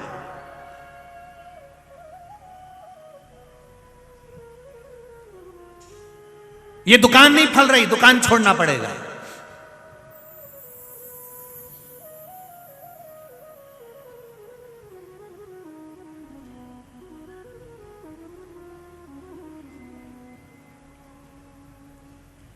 जैसा तुम सोच के बैठी हो कि ये मकान नहीं फल रहा, इसको छोड़ दो, दुकान नहीं फले तो इसको छोड़ दो, और जिस बेहरू के साथ तुम्हारी शादी हुई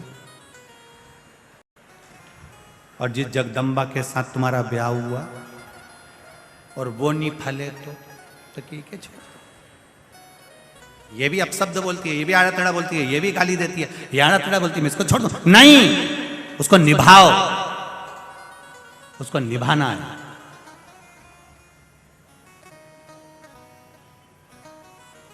उसको निभाना।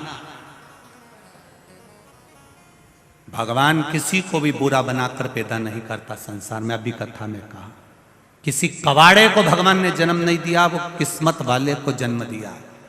और तुम्हारा विवाह जिसके साथ हुआ है वो नारी भी किस्मत वाली है, और आपका विवाह जिस पुरुष के साथ हुआ है वो पुरुष भी किस्मत वाला है, साधारण नहीं हो सकता। ये दुनिया में दोष है, जो आपको दोष बता देते हैं कि ये इसके कदम पड़े तब से ऐसा हो गया। कई माताएं कह देती है इसका पांव पड़ा जब से हम बर्बाद हो गए, इसका चरण पड़ा जब से ऐसा हो गया। नहीं नहीं नहीं नहीं नहीं, किसी के कदम से कोई बर्बाद नहीं होता, ये अपने कर्म से बर्बाद होता है। जो पूर्व में करा उसको भी तो भोगना पड़ेगा। जी हमने अभी का तो देख लिया, पूर्व का तो देखा ही नहीं। जैसे तुम यहां से जाओ और राजवाड़ा पे किसी लड़के को 8-10 लेडीजों चप्पल से मार रही हो, और गांव के लोग पूरे राजवाड़ा वाले किसी को मार दे या किसी व्यक्ति को मार दे, या मान लो 3 बत्ती चौराहे पर या पलासिया पर किसी व्यक्ति को कोई मार रहा है, और तुमने जाकर देखा बेचारे को कितना मार रहे रे, बेचारे को कितना मार रहा है, एक लड़के को इतने सारे लोग मार रहे हैं, एक व्यक्ति को इतने लोग मार रहे हैं, तो तुमको दुख नहीं होगा? अरे बोलो तो जम के, दुख होगा ना कि बेचारे को क्यों मार रहे हैं। अब तुमने खड़े होकर देखा, थोड़ी देर बाद तुम्हें मालूम पड़ा कि इस व्यक्ति ने एक 4 साल की लड़की के साथ गलत काम कर दिया, तो तुम छोड़ोगी क्या? तुम भी फिर चप्पल उठा के तो 2-4 तो और दे जा में दे दर के। अभी तक तुमको मालूम नहीं था कि इसने गलत काम किया, अब तुम्हें मालूम पड़ा, तब तुमने उसको चप्पल से मारा, तब तुमने उसको अपशब्द कहा, तब तुमने उसको 2 थप्पड़ मारे। उसी तरह हम पूर्व में क्या कर आए हैं ये हमको अभी तक नहीं मालूम है। जब हम कर्म का भोग भोगते हैं तब भगवान से कहते हैं मैंने कौन सा कर्म किया होगा। भगवान कहते हैं हेरी कमला, मैं पहले का नहीं बता सकता, नहीं तो मैं तुझे बताता जरूर। ये कर्म का भोग है जो भोगना है, हमें किसी को दोष नहीं देना है। इसका पांव पड़ा ऐसा हो गया, उसने ऐसा किया ऐसा हो गया, ये मकान नहीं फल रहा, ये दुकान नहीं फल रही, ये बेकार हो गया। जमीन महारानी, पृथ्वी भूमि कभी बुरी नहीं होती, मेरी माँ है पृथ्वी, वो तो सबका भला करती है 24 घंटे, वो कभी बुरी नहीं होती।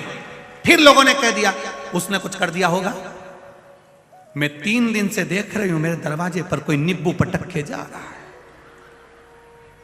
मैं 3 दिन से देख रही हूं। जी कैमरा लगा दे, जब कहा कैमरा लगाते तब समझ में आया। सब्जी वाला निकलता था, उसकी डलिया नीचे से टूटी गई थी, नींबू नीचे गिर जाता था, कभी कभी मिर्ची भी गिर जाती थी। तो ये भी बोली कभी कभी कोई मेरे यहाँ नींबू पटक, कभी कभी 3-3 मिर्ची पटक जाता, कभी तो कोई मैं दरवाजे पे रख के चले जाता। गुरुजी हम कहते तुमको ही ऐसे मिलते हैं? हमारे यहाँ ऐसा कोई नहीं मिलता कि जो इतना नींबू पटक जानी तो हम कुबेरेश्वर धाम में अचार बनवा के सबको खिलवा दें। तुम्हारे कोई मिले नींबू पटकने वाले, मिर्ची पटकने वाले? दुनिया में किसी की सामर्थ्यता नहीं है कि कोई तुम्हारा बुरा कर दे। अगर बुरा करने वाले होते तो सबसे पहले अंबानी और टाटा को छोड़ देते, उन्हीं पर करके बैठ जाता। कौन छोड़ता? जो बड़े बड़े पद पर बैठे हैं, ओहदे पर बैठते हैं, थोड़ी सी विद्या करते उनको निपटा देते। पर वो भी तो अपनी जिंदगी जी रहे हैं। ना कोई तंत्र है, ना कोई मंत्र है, ना कोई विद्या है। ये हमारे कर्मों का खेल है, उसको हमें भोगना है, उसके अनुसार हम भोग रहे हैं। इसलिए उस कर्म के खेल को समाप्त करने के लिए केवल एक सार है। मेरे गोस्वामी तुलसीदास जी ने कहा, कलयुग केवल नाम धारा। भगवान का नाम लिए जाओ, भजन किए जाओ। जब बार बार बार बार भजन करोगे, जैसे चप्पल काट रही है तो उसको रोज रोज रोज रोज पहनो। एक बार काटेगी, उसके बाद काटेगी। अरे बोलो तो जम के, जूता काटेगा, रोज पहनो, रोज पहनो। एक बार छाला होगा, एक बार काटेगी। तो अपन क्या 800 रुपए की चप्पल फेंक देंगे? काट गई, आज के बाद नहीं पहनूंगी, जा। तो दूसरी तैयार बैठी है, देवरानी ने कह दिया जीजी मैं पहन लूं। नहीं, काय को पहन लेगी? मैं ही पहनूंगी, भले काटे, काटने दो। एक बार काटेगी, 2 बार काटेगी, 3 बार काटेगी, रोज रोज काटेगी। फिर छाले वाली जगह भी प्लेन हो जाएगी और चप्पल पहन के फिर अपन मटक क्या कर लेगी? फिर चप्पल अपना क्या बिगाड़ लेगी? उसी तरह एक बार दुख आएगा, 2 बार दुख आएगा, 3 बार दुख आएगा, 1 बार कष्ट आएगा, 2 बार कष्ट आएगा, 3 बार कष्ट आएगा। कितनी बार भगवान देगा? तुम भजन करते जाओ, करते जाओ, करते जाओ। भजन के बल पर वो कष्ट भी मिट जाएगा। महादेव कहेगा आजा, अब मैं तुझे गले लगा लेता। कितना देगा? दे दे, करो भजन। दूषण ने उपद्रव मचाया, ब्राह्मणों ने सोचा अवंतिका छोड़ दो। तब वेद प्रिय ब्राह्मण के पास सूचना गई, सारे ब्राह्मण अवंतिका छोड़ रहे हैं। वेद प्रिय ने कहा अवंतिका क्यों छोड़ना? ये अवंतिका तो हमारी जान है, ये पृथ्वी, ये घर, ये मकान हमारा है। हम लोगों के कहने पर इसको कैसे छोड़ दें? घर नहीं फल रहा, किसी ने कह दिया घर नहीं फल रहा, तुमने घर छोड़ दिया। अब किराए के मकान में रह रहे हो, घर बेचकर जो पैसा मिला था सारा के सारा बर्बाद हो गया। अब कर्जे में लदालूम हो गए, मकान भी किराए का, दुकान भी किराए की, सब किसी के कहने पर छोड़ दिया तुमने कि मकान अच्छा नहीं है छोड़ दो, दुकान अच्छी नहीं है छोड़ दो। मत छोड़ना, आखिरी दम तक मत छोड़ो, पड़े उसी में चलाते नहीं छोड़।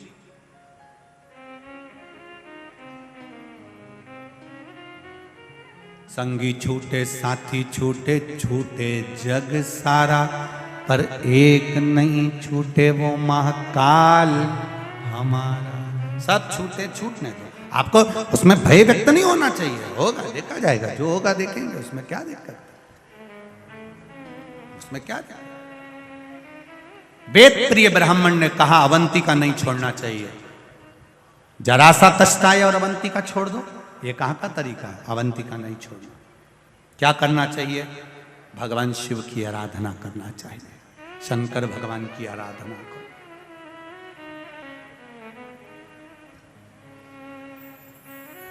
शिव की आराधना,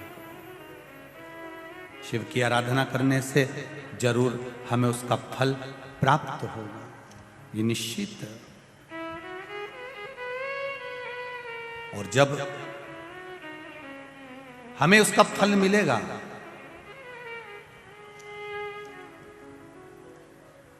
और उसका आनंद हमको अवश्य प्राप्त होगा, ये निश्चित। करो आप शिव की आराधना। कहा भगवान शंकर की आराधना करना तो हम तो पहले से कर रहे हैं। ब्राह्मण बोले रोज भगवान का आराधना करते, रोज पूजन करते, रोज अभिषेक करे, रोज अर्चना करे, फिर करो। वेद प्रिय ने अपने पुत्र को बुलाया, बेटा जाओ। वेद प्रिय ने कहा, पुत्र आप जाओ और जाकर जरा मिट्टी लेकर आओ, पार्थिव शिवलिंग का निर्माण करेंगे। थोड़ा मिट्टी लाइए, पार्थिव शिवलिंग बनाना है। जाओ, चले।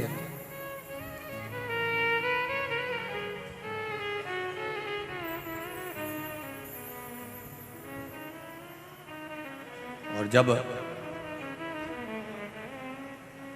चले पार्थिव शिवलिंग के लिए मिट्टी लेने के लिए, वेद प्रिय जी के पुत्र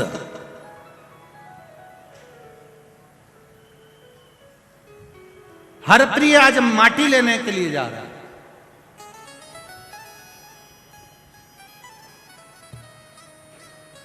अवंतिका की मिट्टी उठाकर लाया, बाहर गया, मिट्टी लेकर आया। पिता ने कहा, पुत्र ये तुम कहां की मिट्टी लेकर आए हो? पुत्र ये मिट्टी कहां की है? क्यों पिताजी, हुआ क्या? इस मिट्टी में क्या है ऐसा? पुत्र ये पूरी की पूरी मिट्टी लाल हो रही है,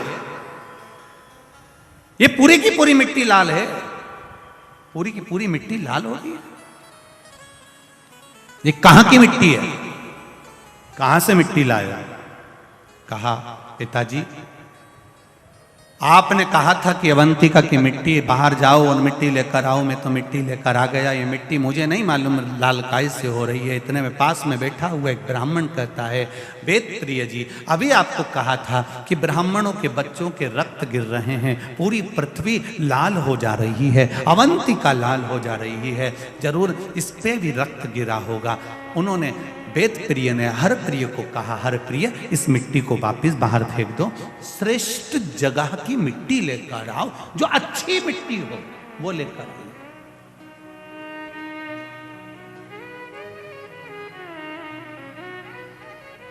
फिर सुन लीजिए जरा अच्छे से, ध्यान से सुनिएगा। कभी मौका मिले जीवन में, जब पार्थिव शिवलिंग का निर्माण करो, पार्थिव शिवलिंग जब बनाओ, अपने गमले में, अपनी जमीन में, कहीं शुद्ध जगह पर, किसी वृक्ष के नीचे से या किसी ऐसी जगह से मिट्टी लो जिस मिट्टी पर कोई ने गलत कृत्य ना करा हो, कहीं अच्छी हो, शुद्ध हो, वो भाव देखकर लाओ उसको। गंगा का जल छीटो, नर्मदा का पानी छीटो, छिपरा का जल छीटो, जो तुम्हारे पास में पवित्र भाव हो वो छीटो। ना हो तो उसमें बड़े आनंद के साथ सादे जल का गंगा, यमुना, सरयू, छिपरा, सरस्वती सबका स्मरण कर कर जल छीटो और उसको शुद्ध बनाओ, पवित्र नदी का जल छीटो।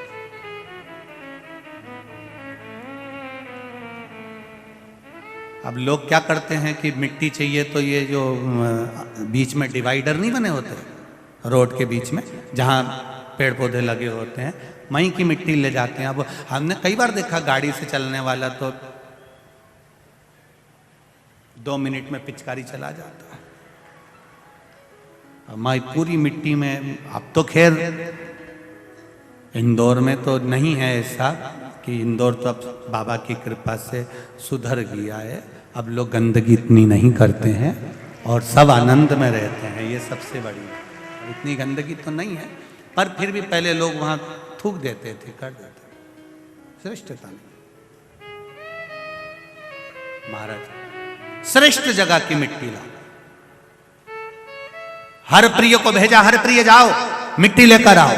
7 वर्ष का पुत्र हर प्रिय अपने पिता के कहने पर अवंतिका नगरी में मिट्टी लेने जाता है। मिट्टी देखने के लिए पूरी अवंतिका में घूमता है, अवंतिका के चारों खूंट पर घूम कर आता है, सब दूर घूम कर आया, पर कहीं उसको रक्त में सनी हुई मिट्टी ही मिली।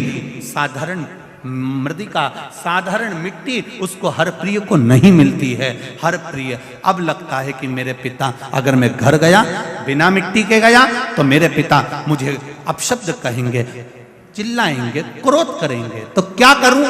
हर प्रिय ने वहीं एक आसन लगा लिया और आसन लगाकर एक वृक्ष के नीचे हर प्रिय तप साधना में डूब गए।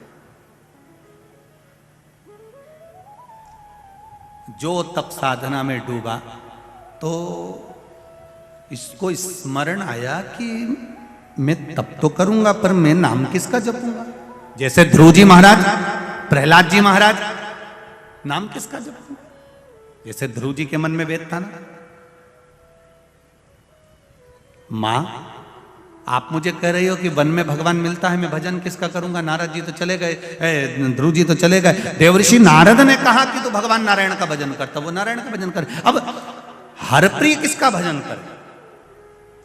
हरप्रिय ने विचार करा। एक बार मेरे पिताजी ने कहा था भगवान नारायण की भक्ति प्रहलाद, ध्रुव आदि करते हैं, उसी तरह जो भक्ति करता है भगवान मिलता है। हर प्रिय ने भगवान नारायण की भक्ति करना प्रारंभ करी।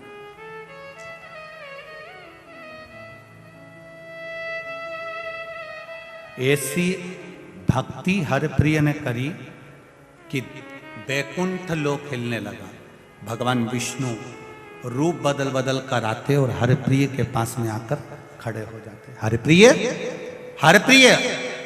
प्रिय नेत्र नहीं खोलता। भगवान फिर गए, भगवान विष्णु ने दूसरा रूप रखा, फिर आए, भगवान विष्णु ने तीसरा रूप रखा, फिर आए, भगवान विष्णु ने चौथा रूप रखा, फिर आए, भगवान विष्णु ने पांचवा रूप रखा, फिर आए, भगवान विष्णु ने छठा रूप रखा, फिर आए, भगवान विष्णु ने सातवां रूप रखा, फिर आए, भगवान विष्णु ने आठवां रूप रखा, फिर आए, और भगवान विष्णु ने जब नवा रूप रखा तब भगवान विष्णु जब सामने आकर खड़े हुए, हर प्रिय ने नेत्र खोल लिए। हर प्रिय बच्चा था, उसने आंख खोलकर हाथ जोड़कर कहा, प्रभु आप आए हो? आपसे पहले भी 8 बार किसी ने आवाज लगाई थी। भगवान विष्णु ने 8 नारायण को वहां खड़ा कर दिया और 9वें नारायण के रूप में भगवान वहां खड़े थे। भगवान विष्णु ने कहा, जाओ। हर प्रिय किस लिए तप करा है? मेरे पिता ने मिट्टी मंगवाई है।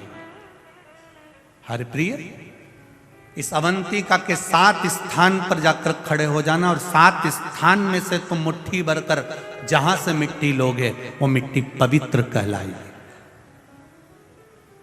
हर प्रिय जब पलट कर जाने लगा तो भगवान विष्णु से कहता है, नारायण आप चले जाओगे तो अवंतिका तो खाली हो जाएगी।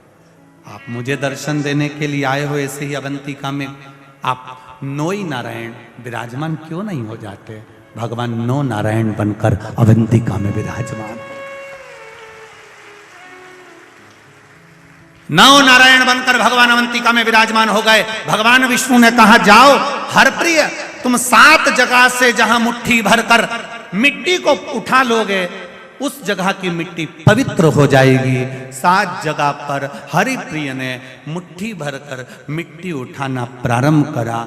जहां से मुष्टिक भरता था हरि प्रिय, वहां सरोवर बन जाता था। आज भी उस जगह पर जहां से हरि प्रिय ने 7 जगह से मिट्टी को ग्रहण करा, वहां 7 सागर बन गए हैं। पूरे के पूरे अवंतिका नरेश की नगरी 7 सागर बन गए।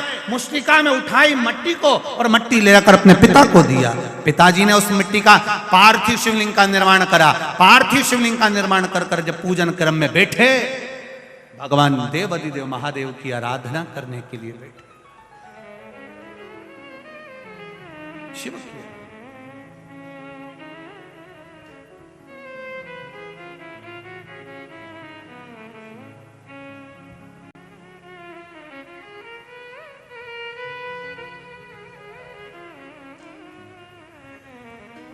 मेरे सिर पर रख दो अपना हाथ, मस्त रहूं तेरी मस्ती।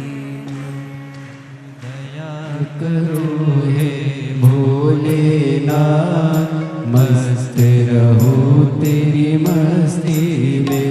अब दया करो हे भोलेनाथ, मस्त रहूं तेरी मस्ती में। अब दया करो हे भोलेनाथ, मस्त रहूं तेरी मस्ती में। अब दया करो हे भोलेनाथ, मस्त रहूं तेरी मस्ती में। अब दया करो हे भोलेनाथ, मस्त रहूं तेरी मस्ती में।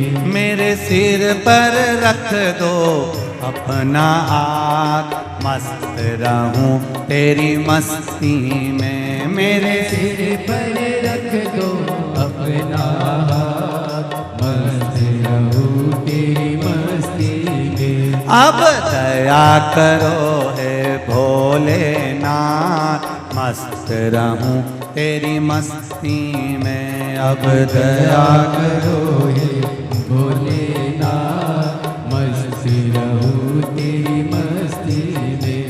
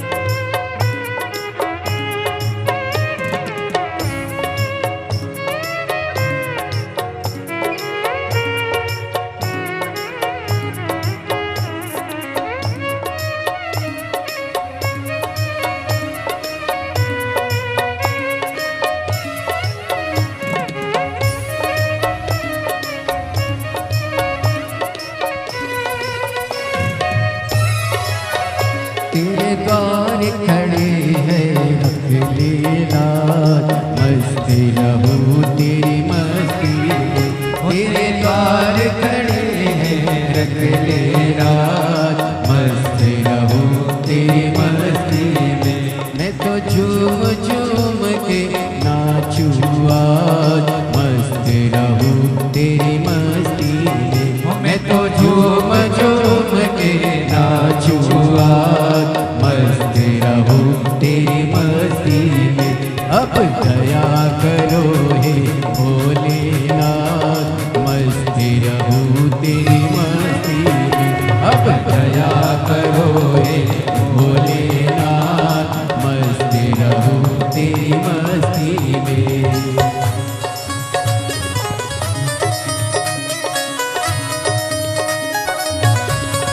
जय हो।